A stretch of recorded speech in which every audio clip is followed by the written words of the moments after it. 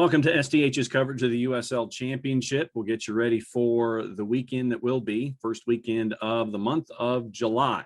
Catch up on all the news, all the midweek scores, give you some juice boxes along the way. Anchor leg this week is run by the interim head coach at OKC Energy, Leigh Veidman.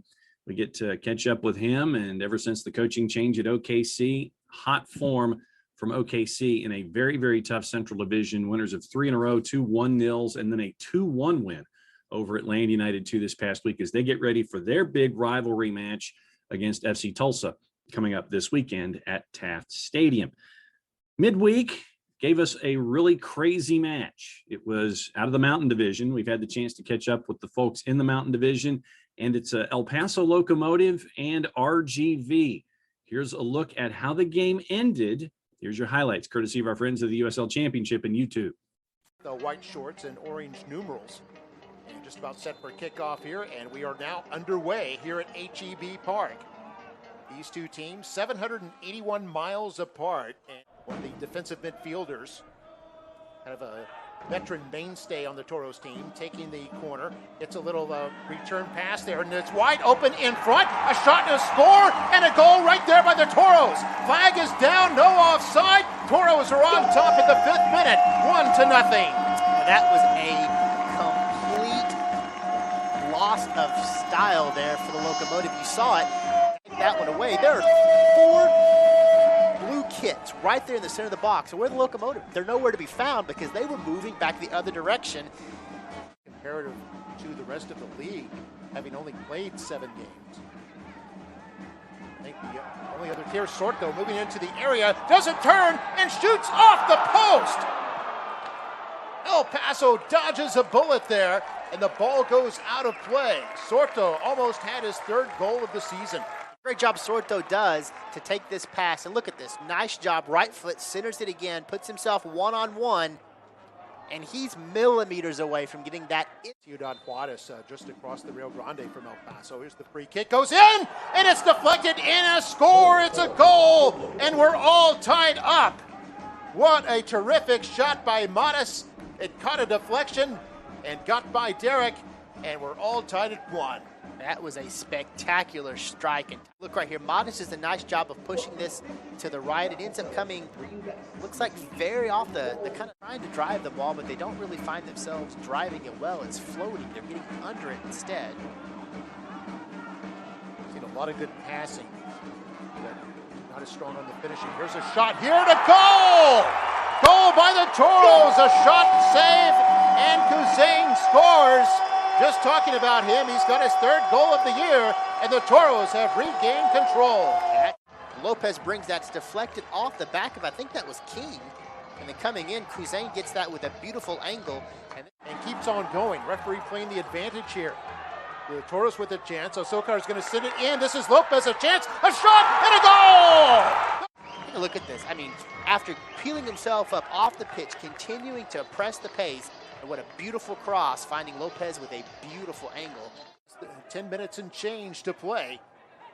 Little back heel there for Solinac, shoots, and he scores! He scores for El Paso and the Locomotive.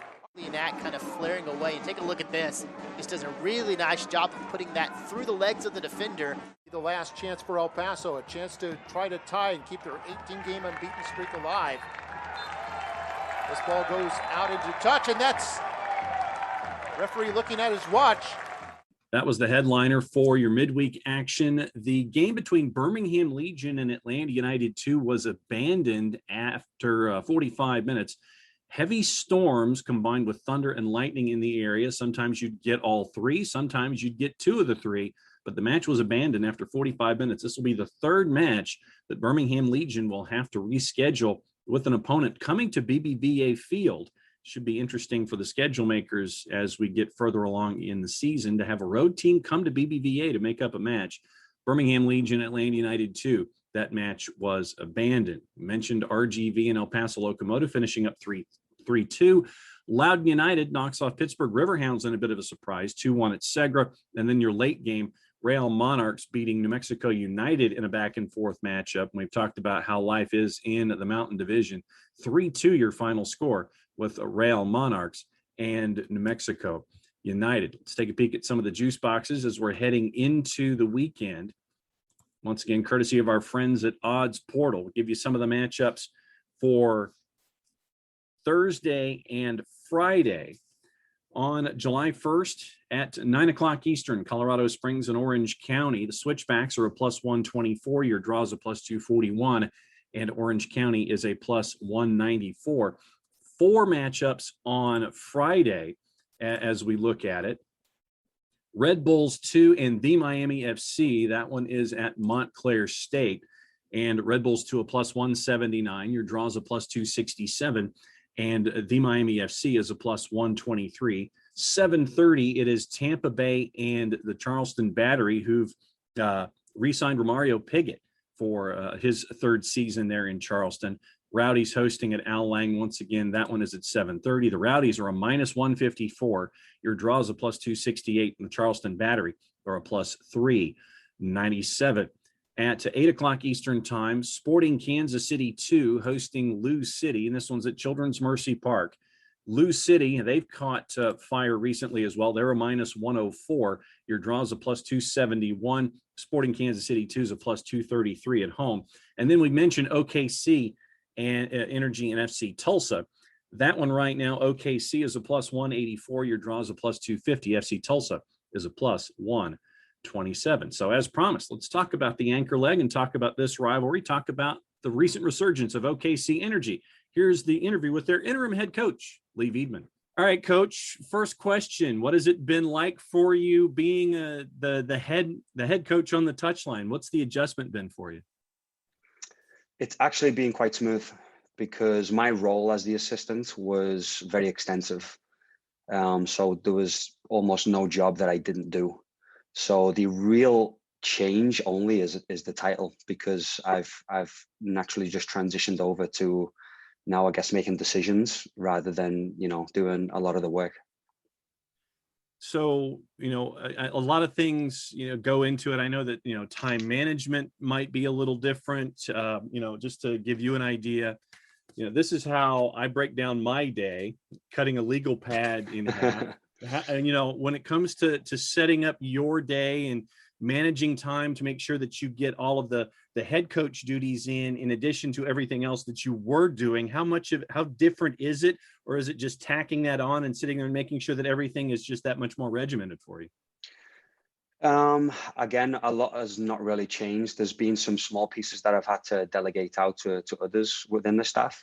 But within our staff, I would say, there's only been 1 or 2 small jobs that has been delegated out. The rest of it, it actually takes a lot more time to train others to learn what I was doing than it does just actually asking them to just take over the job. So it was easier for me to just stick with what I was doing because I had a regiment. I had the process of how I do things in each department that I work through.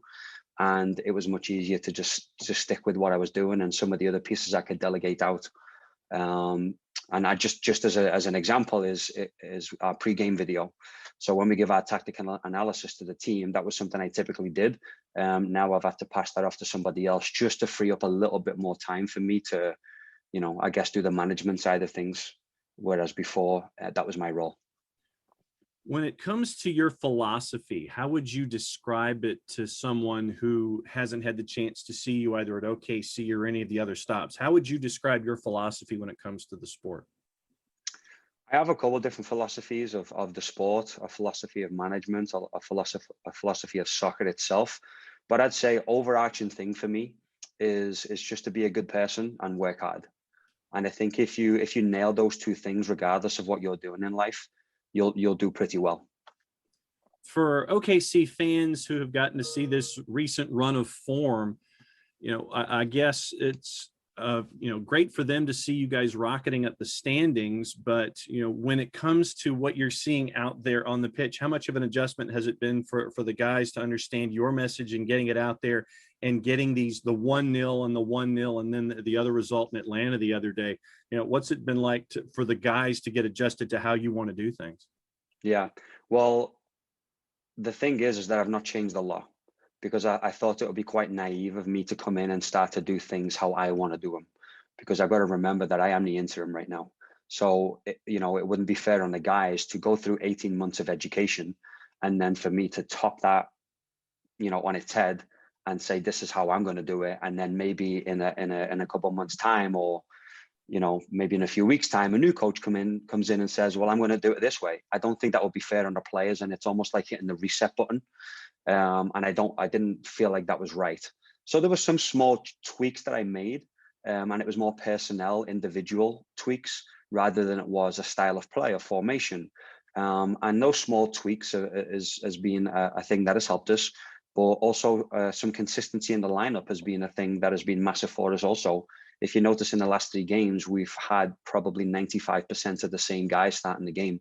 So building that level of, camaraderie within the starting 11, that level of understanding within the starting 11, it enables you to build momentum like we've been able to the past week. And I think that only change, and it was that one tweak. It was, I think, Coronado who was out one, and then he was back in. And you've got a veteran side, which I think also helps when you have guys, like a CJ Cochran, who's in net for you, who's a stabilizing force, who's been around the sport, and he knows what it means to be a veteran. When you have guys like Bijev and Kuramoto, and there are faces there that are veterans that understand that there's a task at hand, and having those stabilizers there, I think, is important too. Absolutely huge. A big part of football is learning from the experiences that you come across in the games. For example, in the 11 game, when we played in the 11, our second half was tremendous. We fought our way back into the game and we played extremely well against arguably one of the better teams in the league individually. Then you look at our performances against Sporting Kansas City, against Memphis, going on the road and getting a result there and being under pressure like we were for the last 45 minutes of the game. Learning from those scenarios and understanding that in that second 45 minutes, how can we help ourselves not be under that pressure? Can we keep the ball better? And the experienced players in the squad enable us to manage those situations a little bit better, not just on the pitch, but also off the pitch too. And at the same time, having to do 3 matches, I want to say in an 8-day period, and still coming up with all of those results. Obviously, it speaks a lot to the symbiotic relationships and the camaraderie that you and the guys have and that have been developed to this point. Absolutely. And I think you saw that reflected in the Atlanta game.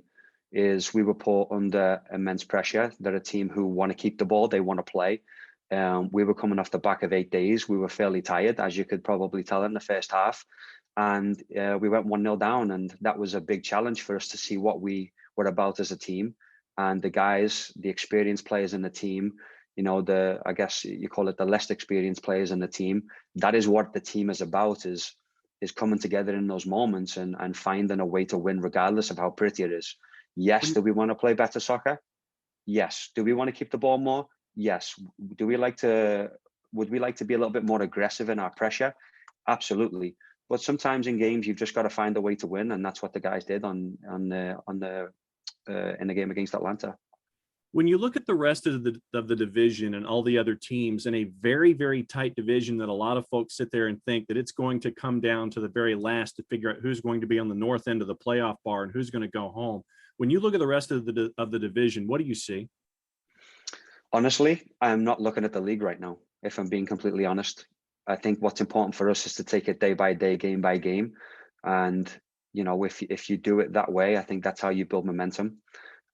Without looking too far ahead, because we've got such a long stretch ahead of us.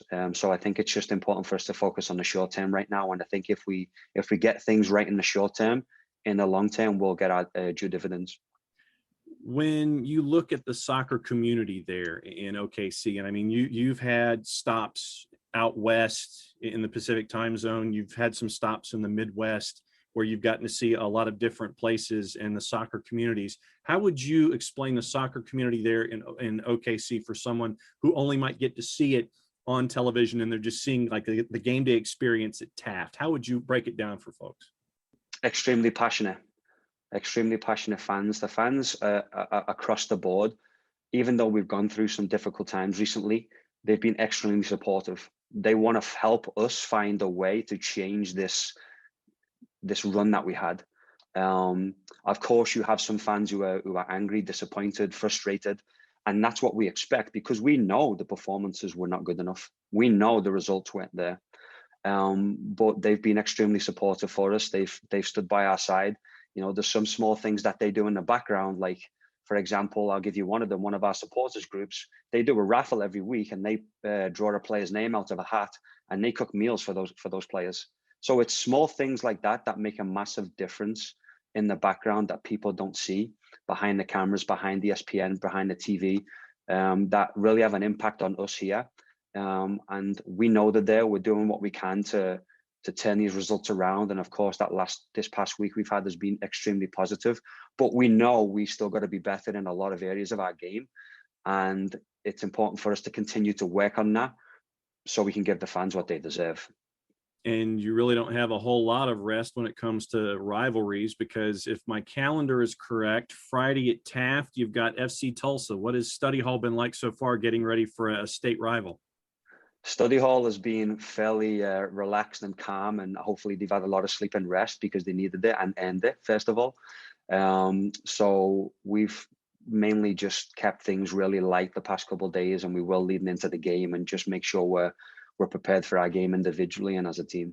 Coach, we will be keeping an eye on what's going on. Thanks for hanging out with us here on Soccer Down Here, breaking down things there in Oklahoma City. And good to see your squad going up against Atlanta United 2 up close and personal last weekend. We'll be keeping an eye on stuff there at Taft. Thanks for hanging out with us. I appreciate you having me. And thanks as always to our friends at OKC Energy for letting us pull back the curtain and see how things are with a very hot OKC Energy side so far with the coaching change. Let's run through the other matchups for Saturday, Sunday, and Tuesday. We'll get you ready for next time. A lot of matchups in a very short period of time. So we'll go through them quickly here. Saturday, July 3rd, 7 o'clock Eastern at the Mike, Indy 11 hosting Birmingham Legion. At Highmark, Pittsburgh hosting Charlotte Independence. 7 o'clock, a rare afternoon start in San Diego at Torero Stadium on the campus of USD. Sacramento visiting San Diego Loyal. 7:30, Fifth Third Bank Stadium, Atlanta United 2 hosting Memphis 901. Toyota Field at 8:30 Eastern, San Antonio FC hosting Austin Bold. 9:30, Southwest University Park, El Paso Locomotive on the quick turn hosting New Mexico United. 10:30 at Cashman, Vegas Lights hosting Tacoma Defiance. And at the Phoenix Rising Soccer Complex, the Rising hosting Los Dos. Sunday, July 4th, 5 o'clock Eastern at Segra, Loudon United hosting Hartford Athletic. 8:30 at Widener Field, downtown Colorado Springs. It's the Switchbacks and Real Monarchs. Tuesday, July 6th, Championship Soccer Stadium. It's Orange County SC hosting Tacoma Defiance at 10 Eastern. Next Wednesday, July 7th, a lot of action there as well. You've got at American Legion Memorial, Charlotte hosting Red Bulls 2. 7:30 at the Fraction, Atlanta United 2 hosting Indy 11. Patriots Point at 7:30. Charleston hosting Pittsburgh. FIU Soccer Stadium at 7:30. The Miami FC hosting Tampa Bay Rowdies. 9 o'clock at Bold Stadium. On the landscape of the Circuit of the Americas, it is Austin Bold hosting RGV. 11 o'clock at Hard Health Park on Wednesday, the 7th of July. It is Sacramento Republic hosting Oakland Roots. Give you some of the other news and notes that are going on with the CONCACAF Champions League competitions, giving opportunities for players that are in USL Championship to work their way in toward Gold Cup. There's a great article at uslchampionship.com where you can catch up with folks like Hartford Athletic defender Nicholas Cardona with the Puerto Rico national team with CONCACAF Nations League. And you get to get an eye as to how the USL Championship gets to be a great window for players as well that get to be involved when it comes to all of the action in CONCACAF. Your power rankings, courtesy of our friends, once again, uslchampionship.com. El Paso Locomotive at number 1 at 4-0-3. Once again, still the only team heading into this week before their loss to RGV that had a 0 in the loss column. Phoenix Rising up 2 to number 2. Lou City at number 3. Pittsburgh at 4. San Diego Loyal up 6 spots to number 5. Tampa Bay's at 6. Colorado Springs at 7. Birmingham Legion at 8. Orange County's at 9. New Mexico United down 7 spots to number 10. Looking at some of the other Central Division teams, FC Tulsa coming into the midweek was at number 12. Other teams in the footprint, the Miami FC at 14, Charlotte Independence at 15, OKC Energy up 13 spots from 29 with their recent run of form. 3 on the spin gives them number 16. Charleston Battery down 1 to 17. Indy 11 up 1-19. Atlanta United 2 down 3-22. Sporting Kansas City 2 up 2-24. And you've got Memphis 901 down 5-28. And Red Bulls at 29, Loudoun United. They are at number 31. You can look at the team of the week for the USL Championship. And it is Zeus de la Paz in net from Oakland Roots, Sebastian Anderson, Neviel Hackshaw, Robert Coronado from OKC. That's your back line of 3. Your midfield of 4, Ray Serrano from Tacoma, Brian Ownby. We've seen him from Lou City. Conardo Forbes for Pittsburgh. Eric Bird is a part of it from FC Tulsa. 3 up top. Haji Berry from Colorado Springs. He's also your player of the week. Rodrigo da Costa from FC Tulsa.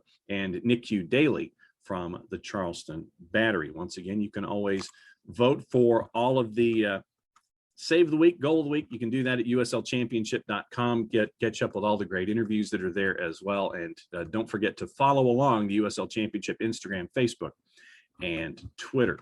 Once again, thanks to Leigh Veidman, the interim head coach at OKC Energy, with their great run of form. When you look at the standings in the Central Division, their recent run of form puts them in 5th, 3 wins in a row. They're at 13 points.